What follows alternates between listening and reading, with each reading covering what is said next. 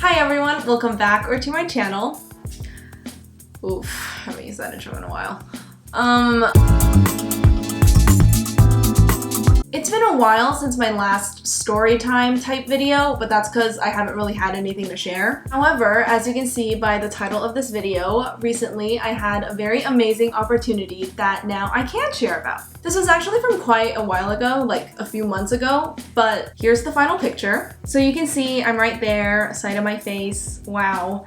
To the right of that, I'm also there. It's kind of like an aerial view. And then on the bottom of the first picture, I'm like typing. And then on the left side, my hands are in those photos. I know. So yeah, that was the graphic that was made from all those photos. You can find it on the Apple website. It's for like classes or something, because apparently you can now take classes at Apple stores. And those photos are like part of the campaign for that, I guess. But anyways, I wanted to make a video explaining and kind of sharing the behind the scenes to that, like everything leading up to it and my whole experience throughout all of it. Because it's like, when am I gonna get this opportunity again? You know? Because let's be real, like modeling for Apple, like yeah, that's not as big as like modeling for New York Fashion Week, but for me, that's up there, you know? And while it's not the highlight of my life or anything, it definitely is the highlight of my very small modeling career. But either way, you already know I'm gonna clickbait the hell out of it. So this audition started out like any other audition with an email from my agent. And this all happened like early 2022, so things were calming down after COVID and all of that. This audition was a in-person audition, and usually like stereotypically auditions are, but over quarantine things got moved to like self-tape, which you tape yourself for an audition, and I wasn't very good at that. But this was an in-person audition, which was kind of a big deal because I usually do better at those than I do at self-tapes. So anyways, I get the email and I'm looking through it, and it's for the next day, like somewhere in downtown LA. So I asked my parents if they can take me, and both of them say no because my mom can't get off work that fast, and my dad had like something that he like really needed to do the next day. So then I email my agent back and say, hey, I'm gonna have to decline this request because I don't think I can make it to the audition. Fast forward to the next day, I'm already at school, and she's emailing me and she's like, Jessica, you need to really try to get to this audition because there's not a lot of opportunity for people your age, which is true. Basically, there's this thing, right? Like 14, 15, and like 16-year-olds don't really have a lot of opportunities in Hollywood because when companies want to market to 14 to 16-year-olds, they'll use people who are 17 or 18 and up. Like you've definitely seen this in movies and TV shows and even print jobs. Like you don't really see teenagers, you know? You see kids, and then you like might see like really young preteens, and then it kind of skips to like young adults because that's what teenagers want to be like these days. That's a conversation for another time, but basically what my agent was trying to say was you don't have a lot of opportunity, so you need to take your opportunities where you can get them. And I remember emailing her during lunch. I was really stressed out, but I was telling her, I'm really sorry, I really can't make it to the time that you gave me because it was within like the next hour or something. Like even if my parents came to pick me up right now, we wouldn't be able to make it downtown in time. And then cut to, because she doesn't respond to me for like an hour, I'm sitting in my 6th period class, last class of the day, and I get a notification on my Apple Watch that I have an email from my agent. Now, I was in a very awkward situation because I couldn't actually check my phone because my 6th period teacher was very strict about personal technology in class. Usually, high school teachers are really chill with that. They'll let you have your phone on the desk, phone in your pocket, whatever. They'll let you check it occasionally. They don't really care.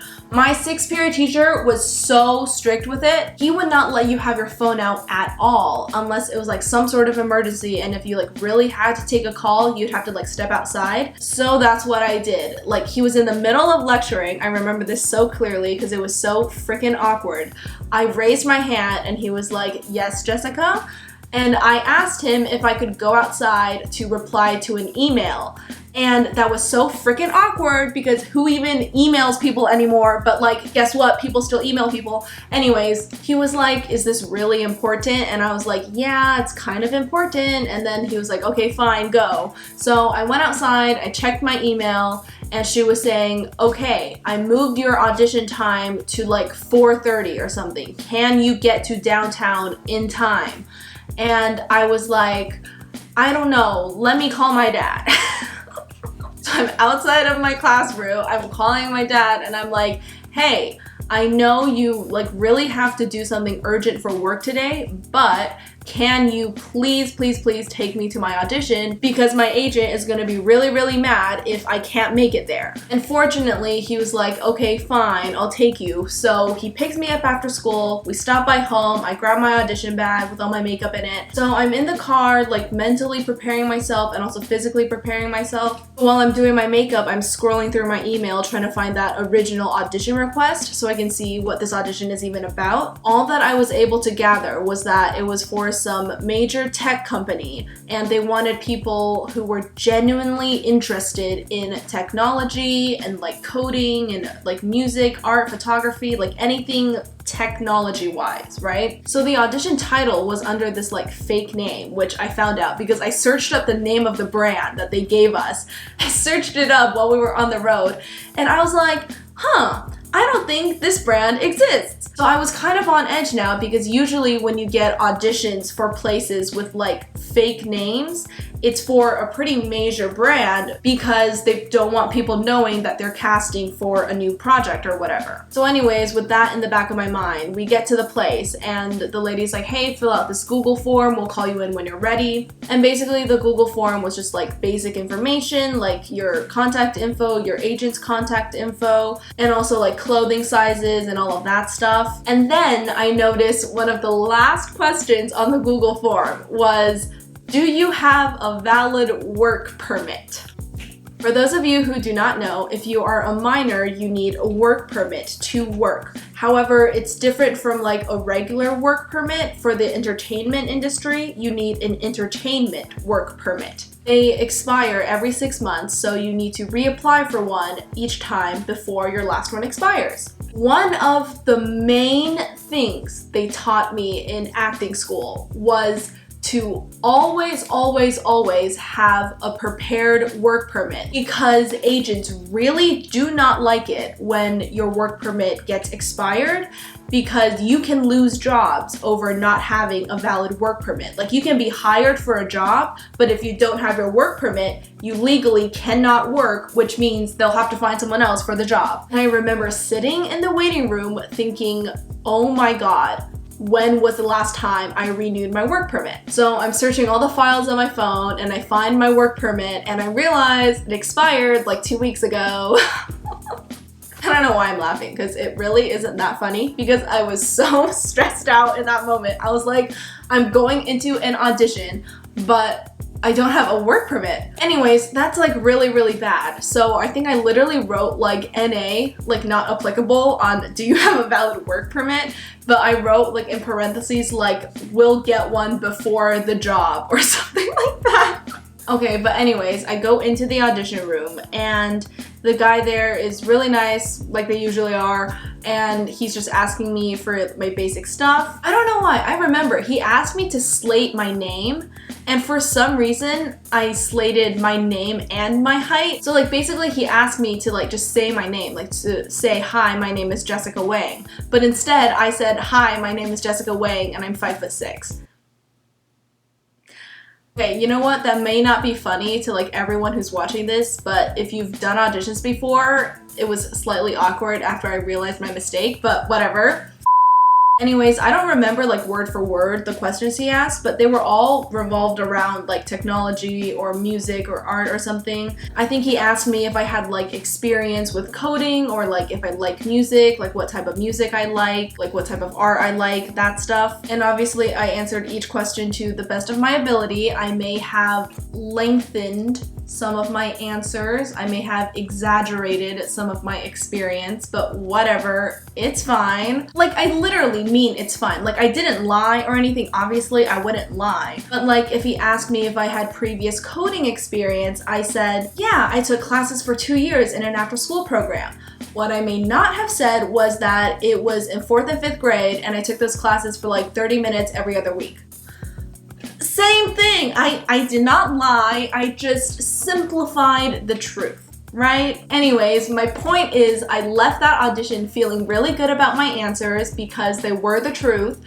and I just went home. The first thing I did when I got home was start a new application to renew my work permit. But then amazingly, somehow, over the next few days, I think like literally 3 or 4 days after my audition, I get an email from my agent saying that I've been put on hold for that casting. Being put on hold is like exactly what it sounds like. It means that they are considering you for the project, like they are leaning towards yes, but the answer still might be no. But they want you on hold and available in case they do choose you. So basically they want you to keep the dates of the shoot open. And obviously that was no problem for me because what else do I have going on anyways? I mean, except for like school, but like obviously I was gonna skip school if I got the job anyways. But at that point I was really, really excited. You know, I was starting to get my hopes up and I was like really hoping that I would get this job. And then another 3 or 4 days go by and I get this email with the NDA form and I was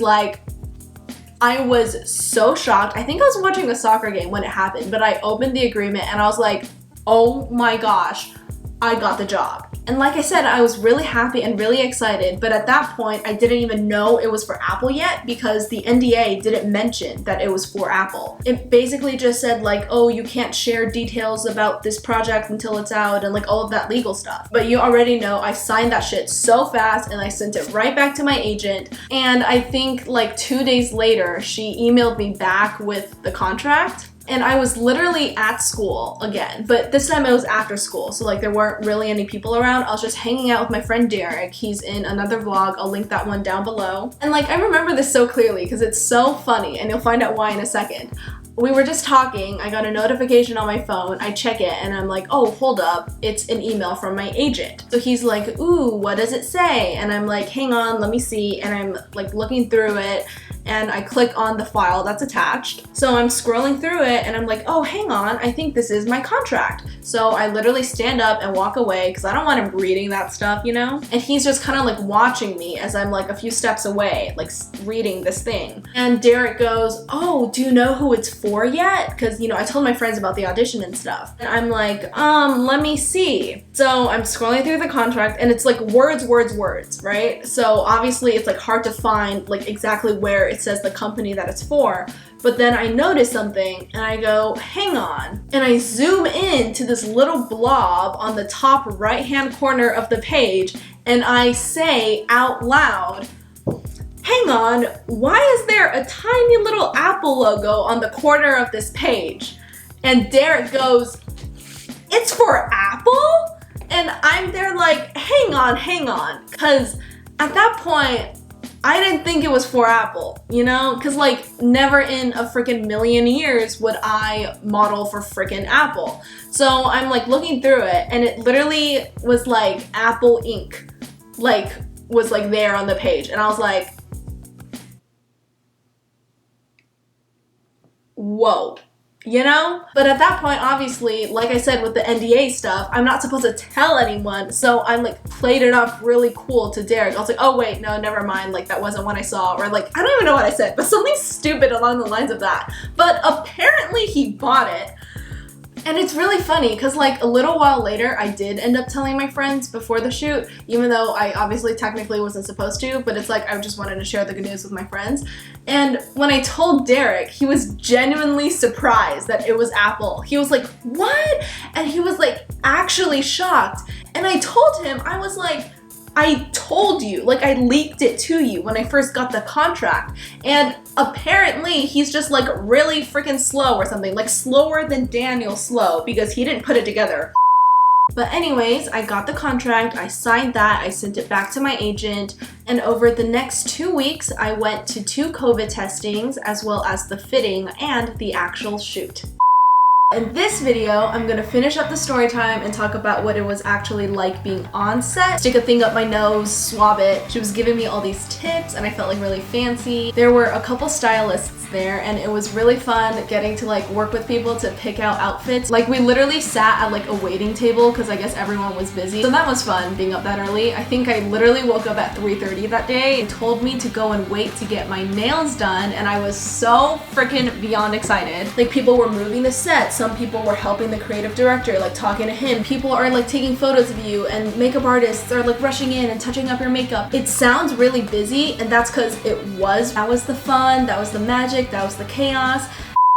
Yes, that is the trailer for my next video. So yes, I am splitting this video into 2 parts. I am leading you all on, and you can't even be mad because, as I mentioned previously, I'm clickbaiting the hell out of this experience. That's it for today's video. I went over the whole audition process, but make sure to stay tuned for next week's video when I post again for the actual shoot process. Like what exactly happened at the fittings, how the COVID testings went, what happened the day of the shoot, all the juicy behind the scenes information that you guys probably wanted out of this video, but I'm gonna lead you on until next week's video. So make sure you subscribe and click the little bell notification icon so you can be notified when I post my next video and you can get all the fun details then. Yay! I know you guys are super excited to hear that news, so make sure you also like and also comment on this video, you know, so we can boost this video. You can help me out. I know you guys really want to do that. But like I said, that is the end of this video. I hope you guys really enjoyed the first half of the story time and make sure to stick around for the next one. Bye!